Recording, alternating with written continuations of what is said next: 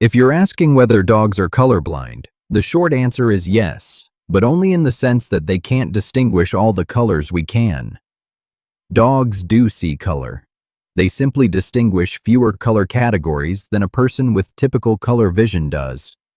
A red toy on green grass may look obvious to you, while your dog searches around it or follows its scent instead. By comparing dog vision with human vision, we can see which color differences disappear and why color isn't the only clue dogs use. Most people have 3 types of color-sensitive cones. Dogs have 2, so scientists describe canine color vision as dichromatic. That difference doesn't switch color off. It changes which wavelengths the visual system can separate into distinct color categories. Dichromatic vision is normal for dogs. It isn't a defect that suddenly appeared or needs to be corrected. Calling dogs colorblind is reasonable if we mean they can't distinguish some color pairs that most people can. But a phone filter can't show us a dog's private visual experience. Research tells us which colors they can distinguish, not exactly what seeing feels like. So the useful question isn't whether color exists for dogs.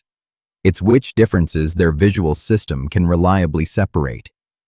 The easiest way to picture canine color vision is to start with one of the clearest color contrasts dogs can make: blue range colors versus yellow range colors.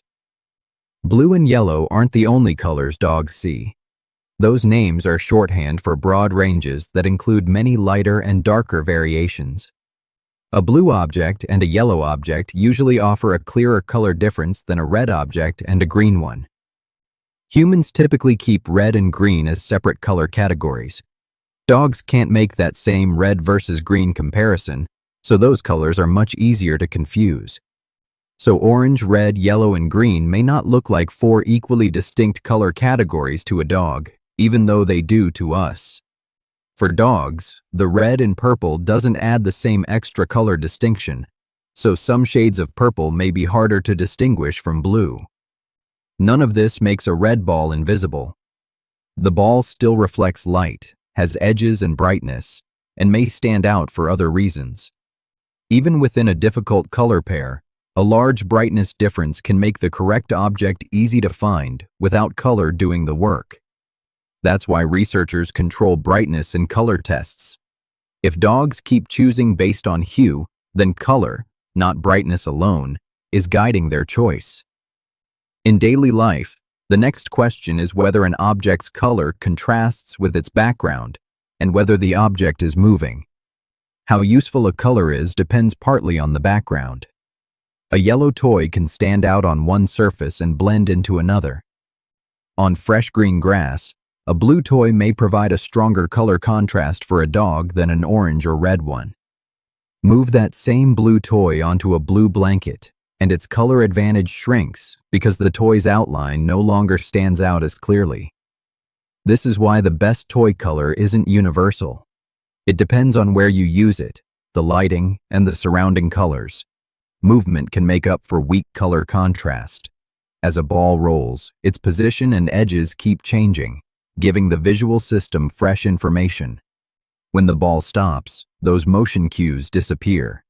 Your dog may slow down, scan nearby, or lower their nose to continue searching. Smell can then lead your dog to an object whose color is hard to distinguish, especially when the toy carries familiar scents from your dog's saliva or your hands. Shape and brightness matter too, but they can also fool us into thinking a dog used color when another cue actually solved the problem.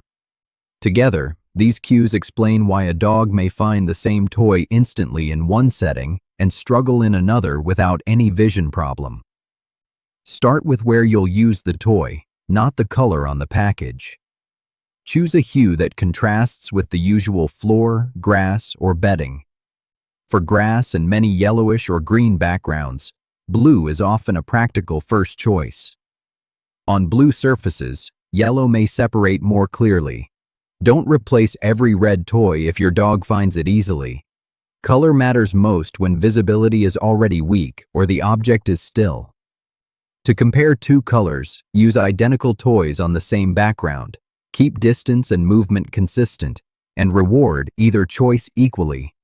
Run several short trials and switch the toys' positions between them. One lucky choice, one sniff, or a favorite toy doesn't reveal color vision.